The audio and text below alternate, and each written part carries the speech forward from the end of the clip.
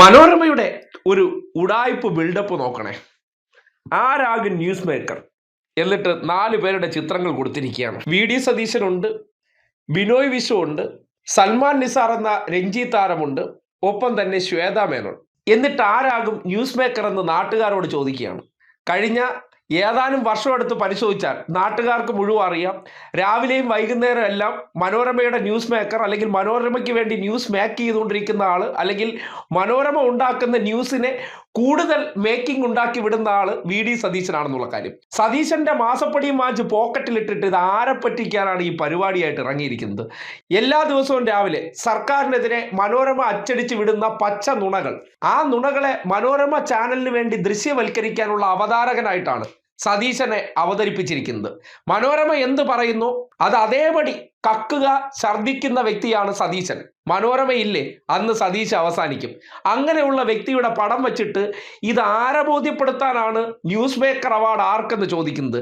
ഇങ്ങനെ ഒരു തട്ടിപ്പ് പരിപാടി പാവപ്പെട്ട കേരള ക്രിക്കറ്റ് ടീമിലെ സൽമാൻ നിസാറിനെയും ശ്വേതാ മേനോനൊക്കെ എന്തിനാണ് ന്യൂസ് മേക്കർ അവാർഡ് കൊടുക്കുന്നതെന്ന് ചോദിച്ചാൽ കുഴി കിടക്കുന്ന മാമൻ മാപ്പിളയ്ക്ക് പോലും അത് അറിയില്ല. പിന്നെ ബിനോയ് വിശ്വത്തിനെയും പിടിച്ചു വെച്ചിട്ടുണ്ട്. ഇവരാരെങ്കിലുമൊക്കെ പോയ വർഷത്തിൽ എന്തെങ്കിലും വാർത്തകൾ സൃഷ്ടിച്ചവരാണോ? അല്ല. മനോരമയുടെ താളത്തിനനുസരിച്ച് തുള്ളിയിട്ടുള്ള ആരൊക്കെ? CPIയുടെ ബിനോയ് വിശ്വം തുള്ളിയിട്ടുണ്ട്. അതുകൊണ്ട് അദ്ദേഹത്തെ സമാധാനിപ്പിക്കാനും അദ്ദേഹത്തെ പ്രീതിപ്പെടുത്താനും വേണ്ടി ഒരു ന്യൂസ് മേക്കർ പുരസ്കാരം.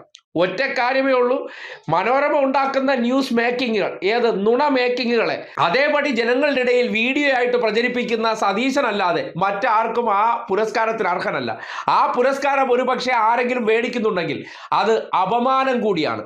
കേരളത്തിൽ ഏറ്റവും കൂടുതൽ നുണ പ്രചരിപ്പിക്കുന്ന, പച്ചക്കള്ളങ്ങൾ പറയുന്ന ഒരു മാധ്യമ സ്ഥാപനം ഉപയോഗിച്ച് കച്ചവടം എങ്ങനെ വൻകിട മുതലാളിമാരിൽ നിന്ന് കോടിക്കണക്കിന് രൂപ പരസ്യമെന്ന പേരിൽ വാങ്ങിച്ച് നടത്തുന്ന കച്ചവട സ്ഥാപനത്തിൽ നിന്ന് ന്യൂസ് മേക്കർ നിങ്ങളാണ് എന്ന് വേറെ ആരെങ്കിലും പുരസ്കാരം മേടിച്ചാൽ അപമാനത്തിനപ്പുറം മറ്റൊന്നുമല്ല. അങ്ങനെ കേരളത്തിലെ നുണ ഫാക്ടറി കൊടുക്കുന്ന ന്യൂസ് മേക്കർ പുരസ്കാരം ഈ കായിക മേഖലയിൽ നിൽക്കുന്നവരാരെങ്കിലും വാങ്ങിക്കഴിഞ്ഞാൽ അത് ഏറ്റവും വലിയ അപമാനമാണെന്ന് നിങ്ങൾ ചിന്തിക്കുക. എന്തായാലും ഒരു കാര്യമുണ്ട്, കായിക മേഖലയിൽ ഉള്ളവർക്കല്ല, വി.ഡി. സതീശനാണ് അത് കൊടുക്കാൻ പോകുന്നത്. അത്രമാത്രം കഴിഞ്ഞ 5 വർഷം, പ്രത്യേകിച്ച് തെരഞ്ഞെടുപ്പ് അടുത്ത 2-3 വർഷമായിട്ട് അകമഴിഞ്ഞ് മനോരമയെ പിന്തുണച്ചുകൊണ്ടിരിക്കുന്നു. ഒപ്പം തന്നെ സതീശൻ വിദേശത്ത് പോയി പിരിവെടുക്കുന്നതിൻ്റെ ഒരു വിഹിതം മനോരമ ആപ്പീസിൽ അടയ്ക്കുന്നത് കൊണ്ട് ആ പുരസ്കാരം ഏത് മികച്ച നുണമേക്കർ, ന്യൂസ് മേക്കർ അല്ല നുണമേക്കർ എന്ന പേര് വെച്ച് അതങ്ങ് സതീശന് തന്നെ കൊടുക്കുന്നതാണ് മനോരമയ്ക്ക് അന്തസ് എന്ന് പറയുകയാണ്.